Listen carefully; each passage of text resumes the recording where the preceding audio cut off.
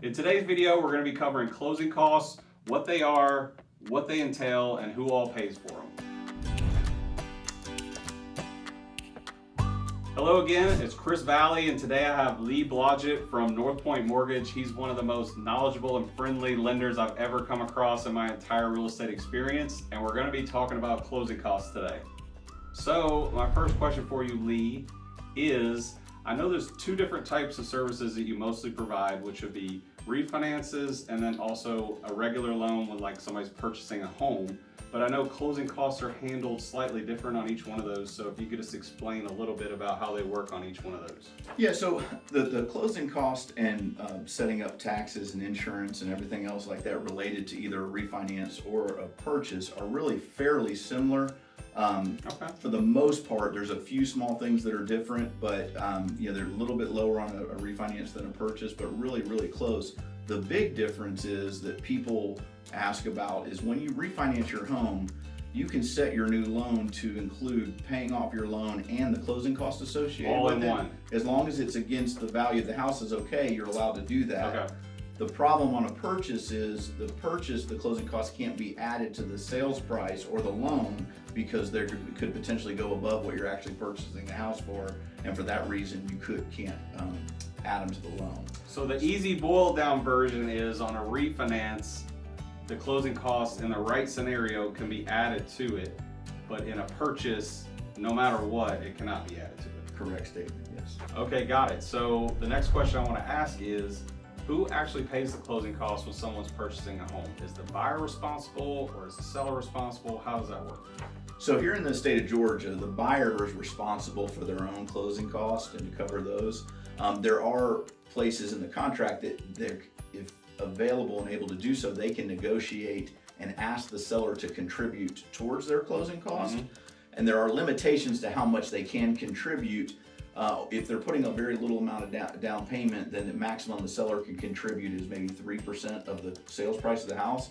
The larger the sales price of the house, that 3% may cover all of the closing costs. Right. But if you get in that lower range, maybe $150,000 house, because right. many of the costs are fixed costs, they're going to make up a higher percentage.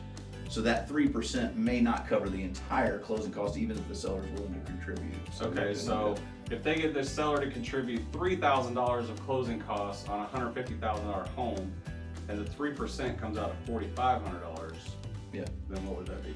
So if their total closing costs were $4,500 to $5,000, and the seller were contributing $3,000, then they would cover their extra, the additional $2,000. The buyer would, cover the has to cover the additional part $2,000 plus over whatever. what they got the seller to agree to. Exactly right. Yep. And I know Lee wants to say that right now not a lot of sellers are agreeing to pay closing costs because there's not enough homes for sale right now. Prices are going up fast. There's more buyers than there are sellers. So in order for a buyer to get their offer accepted right now, most buyers are not asking the seller to be able to pay closing costs in order to get their deal accepted. So I know that's going on right now, but I'm still trying to talk about in other market situations, maybe not as crazy as what's going on right now, sellers can pay up to 3% of the closing costs. Absolutely. In most situations or loan types. It's just part of the negotiations, and yeah, that's exactly right. Awesome explanation on that one. So my next question is, how does a buyer know how much closing costs are going to be, or if they are going to try to get a seller to pay a portion, how much they should put on there aside from the 3% thing? How do they know how much their closing costs are going to be before even going under contract? Really, the best thing to do is speak to the lender that they're working with. Maybe hopefully like you. me, yes, exactly, about specifics on the particular property that they're looking at, because what would you need to know? So what offer price they're going to do, and what else? The offer price and the property address, because the property taxes make up a very large portion of the closing cost, and they're going to vary from home to home. Right. So you could possibly have lower closing costs on a 150 house than you have on a 140 house, just because the taxes were higher on that 140 house. Or you could be in one area that has higher taxes Correct. than another area, even though it's the same purchase price. Correct. So yeah, exactly right. So property address, offer price, what the taxes are going to be. Yep, those and we actually like to look up the taxes on your behalf, just knowing the property address, we'll look it up, do that math, and then walk through it with them so they're comfortable with the offer that they're making, and the expectation is there for what's total going to be needed out of pocket. whether the seller's paying closing costs or not paying closing costs, what can I expect to bring total out of pocket? And is there a huge difference in when you initially send them what the estimated closing costs are going to be and what the closing costs are at closing day? Is there a huge difference? There really shouldn't be much difference if you look up the taxes properly, and then the only real variance is if there's, sometimes neighborhoods have homeowners associations that have initiation fees and things like that. That could change. There could be some little things that affect it, but little things, but it should be fairly accurate. Yes. Awesome. So that leads me to my next question, which I feel like is the bulk of what we really need to get to, the nitty-gritty of this video, is what entails the actual closing costs? What is like a breakdown of them? Can you go through that a little bit? Yeah, let me show you a little example of something we did last year on a closing, and I'll kind of walk through high level what the closing costs are. Like I said, it will vary from house to house, but this will give you an idea of what to expect from what that stuff looks like. Okay, cool. So here on this closing disclosure, which is a form that all lenders are required to use, there's a breakdown on the first page that shows the amount of money that you're borrowing and the payment. So that's the and the interest rate. 360 is the loan amount. Correct. And it'll show the interest rate and what you're going to pay for principal and interest, and then it'll discuss your what you're going to pay for your taxes and insurance as a total payment. And down near the bottom, it does a total of the closing cost, okay? And the closing costs are broken down on the second page here. So it gives you a total, but then it says what all that entails. And that's kind of what we're trying to get to here. Exactly right. And one of the unfortunate things in our industry is people can mix up the terminology about closing costs. Some folks say we have no closing costs, but they're only referring to their lender-related fees, and they may be charging a higher rate for that, but they're not talking about attorney fees or taxes or insurance.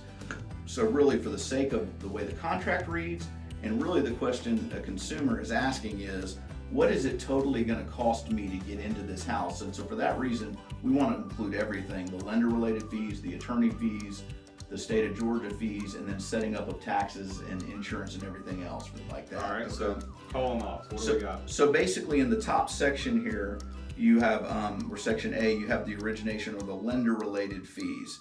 And so those can range, anywhere from $1,000 to $2,000 if you're not paying any points, and that's kind of another conversation as far as additional closing costs. So even though you have a fee, this was a loan you did, even Yes. though you have a fee up here, even if somebody else quotes them and there's no fee here, it means they might be charging them some other way, and it could be actually more expensive even though they don't have a fee there. Correct statement. Yeah, when you're shopping on that standpoint, you're looking at what your interest rate is compared to just the specific lender-related closing cost from shopping a mortgage, but for budgeting for what you need, you're looking at not only the lender-related fees, but the other fees as we go through this. All right, so what are some of the other ones? So then below that, you've got some administrative fees, like you have to pay for an appraisal and a credit report, and they have to determine if the house is in a flood zone, or those a few small administrative Those are things. pretty normal. Most Pretty lenders will standard. go through that. They're Okay. pretty standard with all lenders.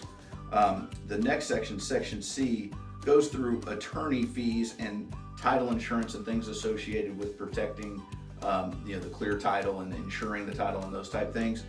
In the state of Georgia, insurance is regulated as far as title insurance goes, but you will see some variances in attorney fees, but they're all fairly similar. So once again, when you do an estimate with an experienced lender, they'll be fairly accurate when it comes to that, okay?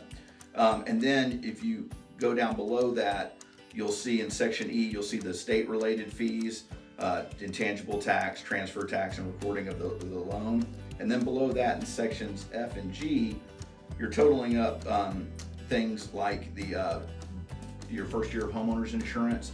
And then these items below are the taxes and insurance that I was referring to when you set up what's called an escrow account to be prepared to pay for your taxes and insurance. So the taxes should be similar if it's the same home, even if it's a different lender, right? Correct statement. And back to that point, it's a great question. And the point being is really, honestly, from section C down, those are going to be the same no matter which lender you choose, because they're driven by the separate closing attorney by the state of Georgia, or what kind of taxes are on the house. And the insurance one's driven by which insurance carrier Correct. they pick. Exactly.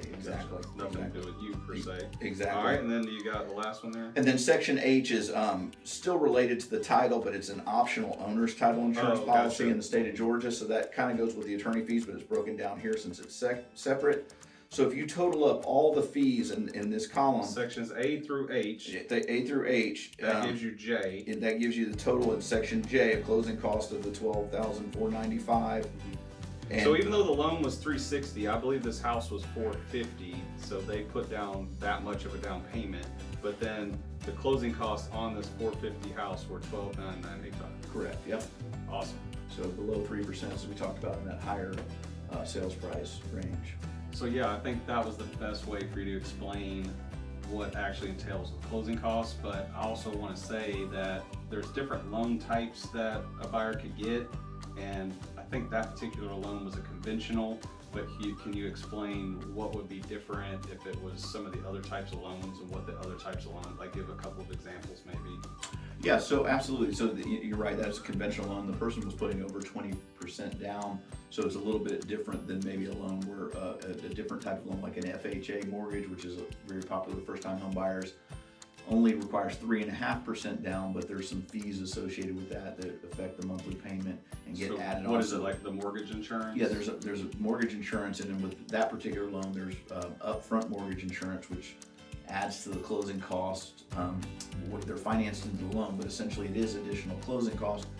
Same concept with like a VA loan for our veterans out there. They're allowed to get a 100% loan, which is a great loan. Closing costs are similar, but they have what's called a funding fee associated that gets added onto the loan. It's a cost that you would see different than what we just went through. So absolutely, there's some. So even though the VA loan doesn't have a down payment, they still have like an additional closing cost that's inside of their closing costs. Correct statement. Yeah. And then what is like a USDA loan? USDA loan is similar. The VA, FHA, and USDA loan are all government insured loans. They label the insurance different, but it's similar from a standpoint. There's a little bit of an upfront cost to it, and then they have a monthly, they call it a guarantee fee, but same concept, is it a little additional fees for not putting that large down payment down. So even though they don't have a down payment on VA or USDA, they're still going to have some higher closing costs. They'll see a different closing cost to help offset the fact that they're not putting that down to protect the lender against that, but it may make economical financial sense in the fact that you don't have to come up with 20% down and only doing zero down on that house. Yeah, and we can't explain all that in this one question, so what Lee and I are going to do, we'll actually do a video of these different loan types, and I'll say them and we can list them. FHA, USDA, VA, conventional. We'll explain more what each one of them means and a little bit more of what the fee differences are on our next video. Lee, I think you did an awesome job of explaining more what closing costs are about. You know, I think that if there's more questions you have out there though, you can give Lee a call. We're gonna have his contact info below, but we appreciate you coming on and explaining that for us. Thanks so much. Glad to be here. Appreciate having me. Guys, thanks again for joining our video. Lee, thanks again for joining us on our video. Please be sure to hit the like and subscribe button and look forward to more real estate videos like this.